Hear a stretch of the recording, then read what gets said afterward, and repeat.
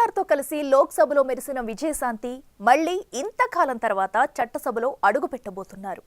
TRS ఎంపీగా పనిచేసిన రాములమ్మ ఇప్పుడు కాంగ్రెస్ ఎమ్మెల్సీగా సెకండ్ ఇన్నింగ్స్ స్టార్ట్ చేయబోతున్నారు. అసలంత అనూహ్యంగా రాములమ్మని లక్కీ ఛాన్స్ ఎలా వరించింది?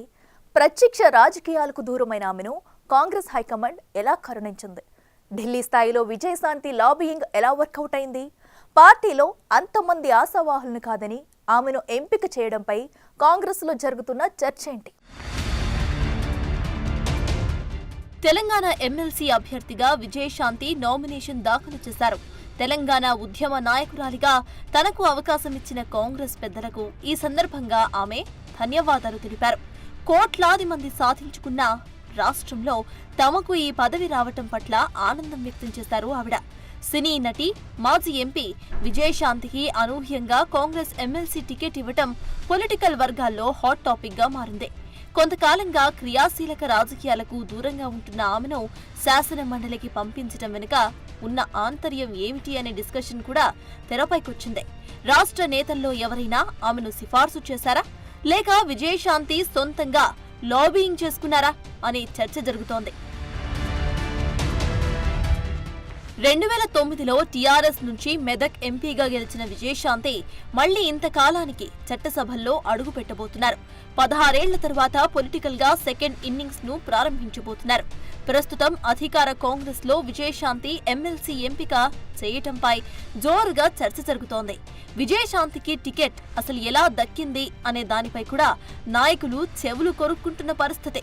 ఢిల్లీ స్థాయిలో విజయశాంతి ఎలా లాబియింగ్ చేశారు అన్న దానిపై నేతల మధ్య పెద్ద డిబేటే నడుస్తోంది. కాంగ్రెస్ లో ఏ నేతను కదిపినా సరే విజయశాంతి ఎమ్మెల్సీ అభ్యర్థిత్వంపైనే మాట్లాడుతున్నారు. 2023లో కాంగ్రెస్ లోకి రాకముందు బీజేపీలో ఉన్న విజయశాంతి బీజేపీలోనూ పార్టీ కార్యక్రమాల్లో అంత యాక్టివ్ గా పాల్గొనలేదు.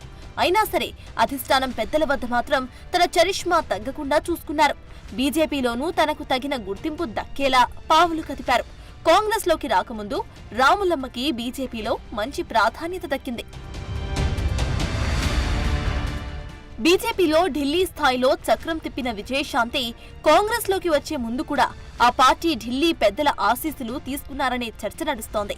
పార్టీ తీర్థం తీసుకోకముందే తన మనసులో మాట అధిష్టానం పెద్దల ముందు బయటపెట్టి వారి నుంచి మాట తీసుకున్నారట ఆవిడ.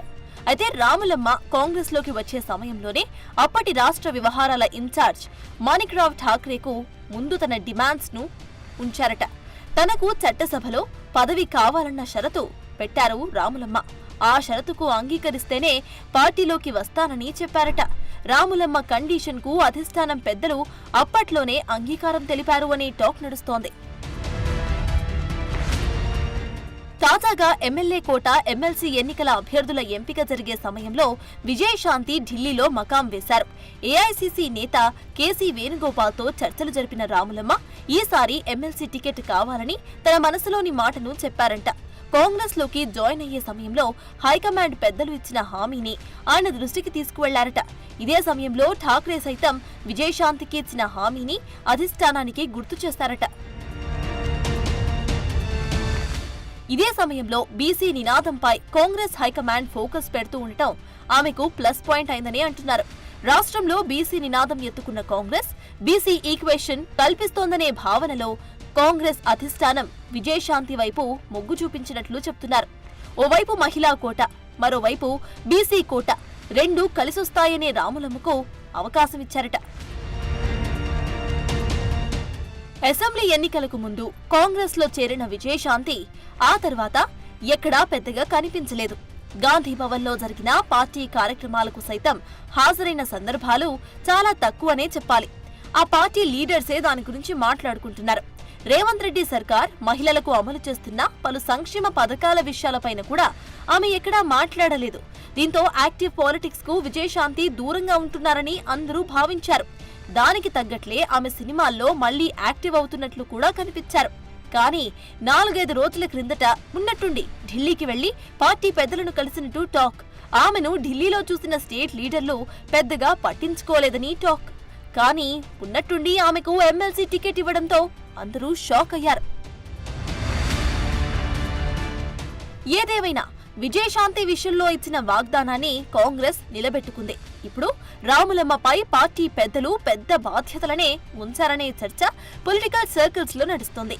బీఆర్ఎస్ బీజేపీలతో కలిసి పనిచేసిన అనుభవం రాములమ్మకు ఉంది. దీంతో కేసీఆర్ ను ఎండగట్టడంతో పాటు బీజేపీని సైతం అటాక్ చేసే బాధ్యతలను ఢిల్లీ పెద్దలు ఆమెకు అప్పగించినట్టు తెలిసిందే. మండలిలో బీఆర్ఎస్ వాయిస్ బలంగా ఉంది. అక్కడ అధికార పక్షం తరపున బలమైన వాయిస్ వినిపించే బాధ్యత విజయశాంతిపై పడిందంటున్నారు. తెలంగాణ ఉద్యమకారిణిగా, పవర్ఫుల్ డైలాగ్స్ చెప్పే యాక్టర్గా, రాజకీయంగా అనుభవం ఉన్న విజయశాంతి మండలిలో తన వాయిస్ ను ఎలా వినిపించబోతున్నారు అనేది ఆసక్తికరంగా మారింది.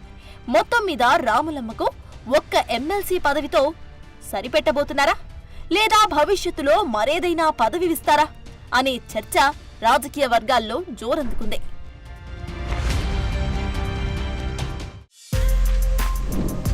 For more videos like this, subscribe Big TV channel.